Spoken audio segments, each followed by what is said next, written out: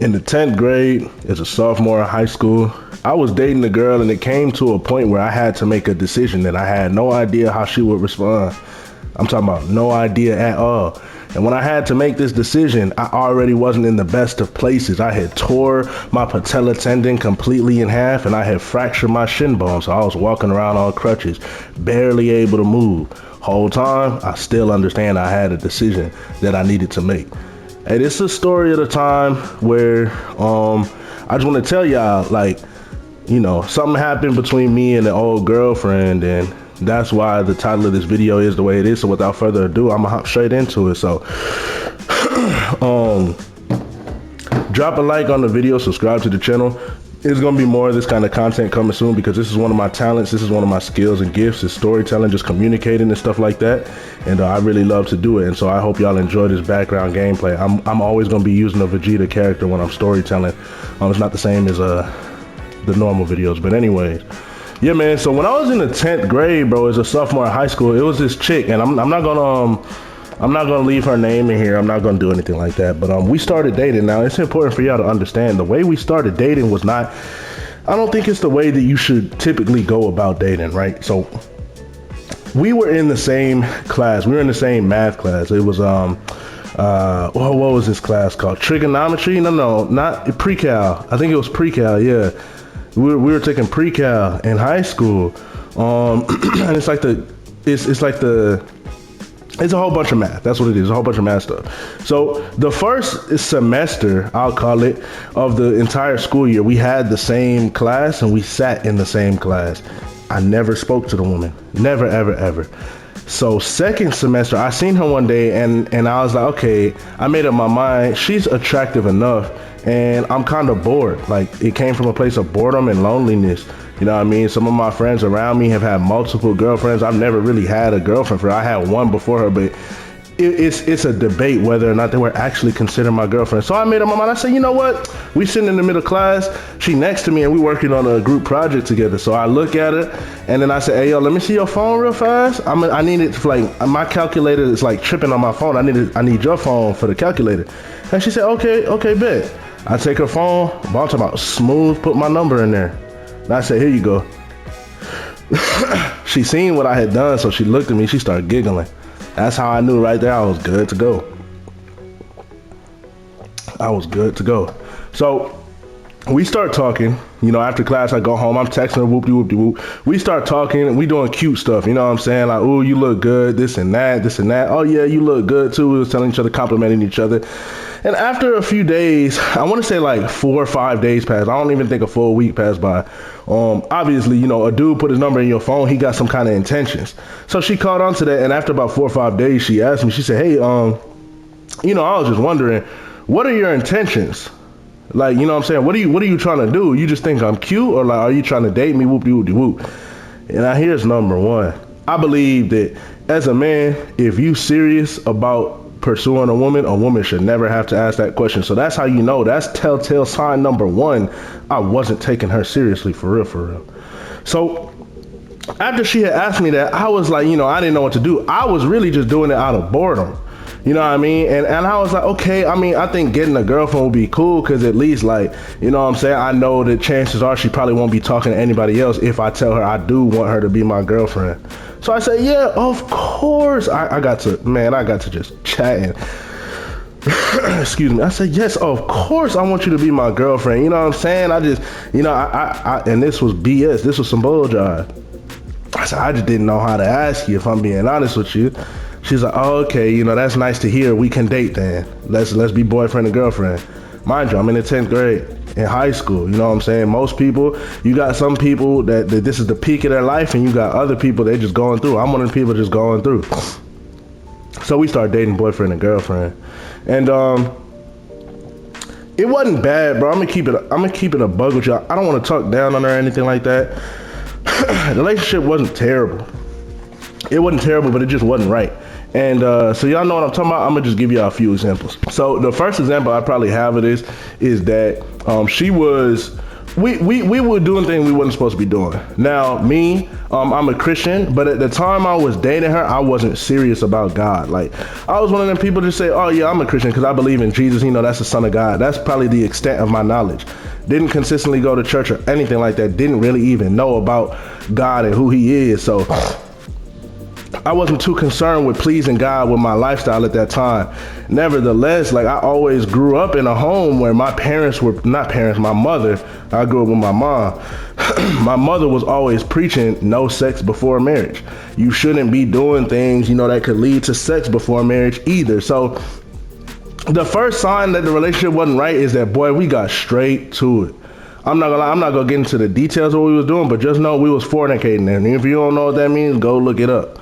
We were fornicating. And so I remember this was around the time I was starting to really try to give my life to Jesus though and get serious, because I got an older brother that's like 2.5 years older than me.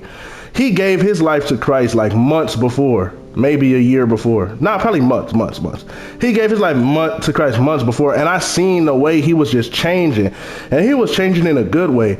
But I hadn't fully made up my mind that I wanted to devote my life to God, to Christ, and so I was still like BS, and I was still in the world. I was still doing worldly stuff because I didn't really make that commitment. But in the back of my head, I wanted to, and I knew I wanted to start trying. So I knew I wanted to start trying the whole time while I was in this relationship with her. So it got to a point where we were fornicating, and then I was like, hey, I ain't gonna lie, I don't think we should be doing this. Something else that's important for y'all to know is she was a self-proclaimed Christian too, right? She claimed to be Christian too, and she said she would never have sex before marriage. Now look, y'all, if y'all could see the way she was moving, boy, you know them words was some cap. It was so crazy that, like, it got to the point where we was doing stuff and we would get close, and I would sit and ask her. I would always be the one to be like, hey, we gotta chill, you know what I'm saying? We gotta stop before we, you know what I'm saying, go all the way. I would ask her, I said, hey, you say you never gonna have sex before marriage, but like the way we be, you know what I'm saying, the way we be moving, the way we be getting down, it looked like we could very easily end up, you know what I'm saying, having sex before marriage. So how exactly do you know? And this is one of the signs that I was like, oh, this ain't it. She said, I just know. I said, how though? Cause like we doing dang near everything but having sex. So how do you know it's gonna get to the, like, how do you know it's not gonna get to that point? She said, I just know. I made a promise to myself I would never do it, So I'm like, that doesn't really make sense to me. And I'm a firm believer that I'm from the show me state. What that mean, AP? What that means is your actions speak louder than your words. Your actions speak louder than your words. So out of your mouth can be coming out one thing, but the way you move, the way you act consistently, that's sending a whole different message. And I believe the way you act is sending the real message. And the way she was acting was not like she didn't want to have sex. The way she was acting was like she trying to have sex as soon as possible. Now I knew the whole time I definitely don't want to have sex with a woman I don't see being my wife, and I never saw her being my wife. No disrespect to her.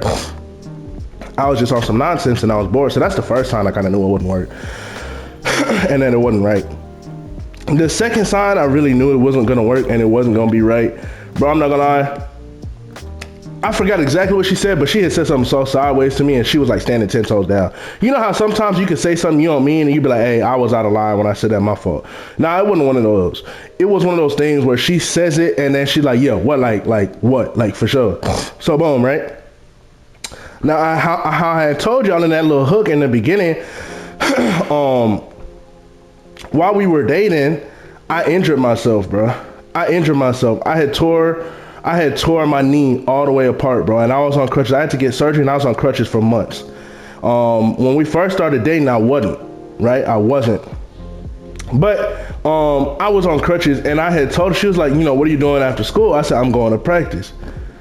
And I forgot exactly what she said, bro, but she was pretty much like, no, don't go to practice. You don't need to be going to practice. Like, you on crutches. Like, and I'm sitting here in my mind, I'm thinking, okay, bro, me going to practice is not going to get me hurt. Like, bro, I'm literally going to practice to be a part of the team and sit down in the bleachers. Like, I don't understand what the big deal is. She was like, I told you not to go to practice. Like, also, like, she's trying to be my mama type stuff. You know what I mean? And I didn't mess with that, bro.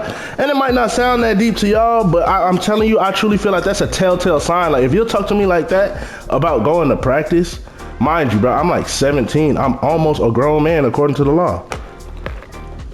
I'm 17, like I ain't no little kid, but like, why are you talking to me like that? And I wish I remember exactly what she said, but I'm telling y'all right now, it just wasn't it.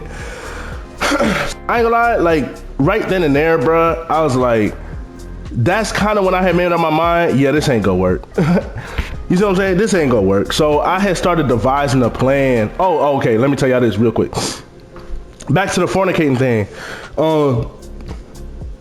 Because she was a Christian too, and I was like on the fence about giving my life to God, but I still wanted to do the right thing because I saw how my brother was doing the right thing.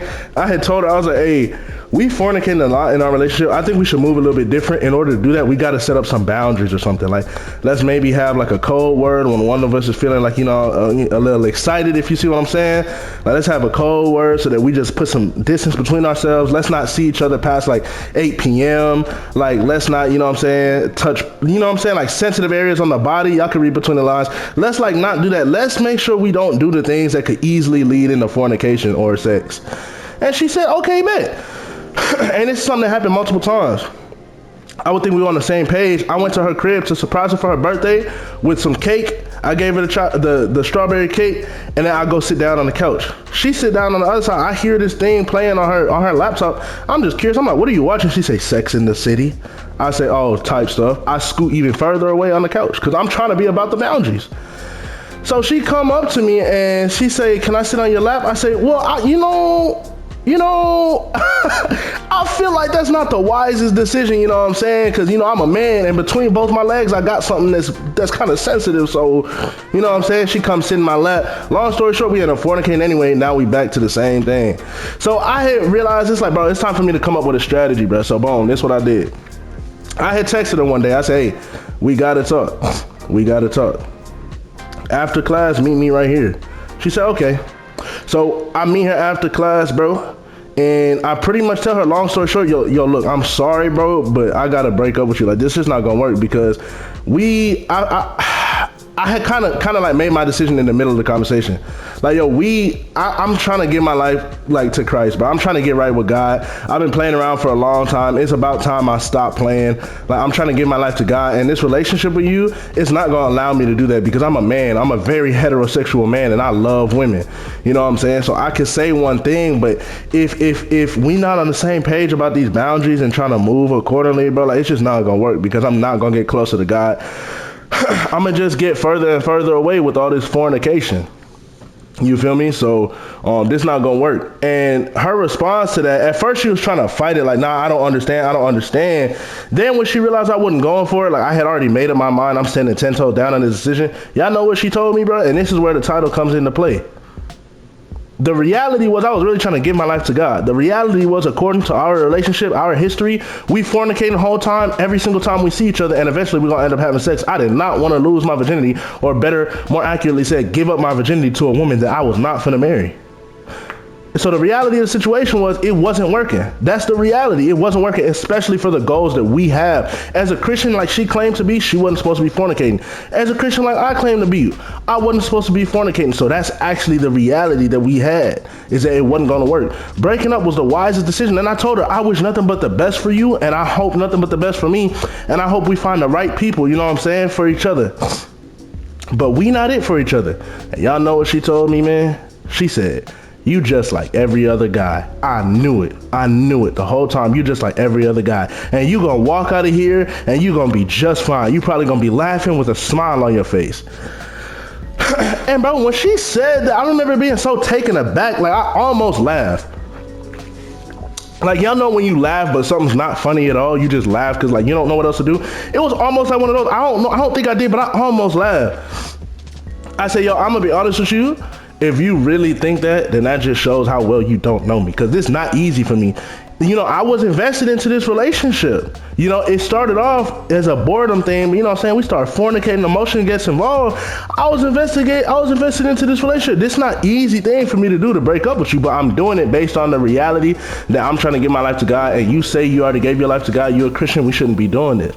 And every time we meet each other, we're doing it. So I'm making this decision for the both of us. And she was standing 10 toes down on that. You just like every other dude. I'm like, bro, what? And you know it's cap, because if I was just like every other dude, I would have been had them panties off. Are you kidding me? I would have never came to you saying, let's not have sex. But most of these dudes would have tried to, boy, they would have tried to been going crazy on you.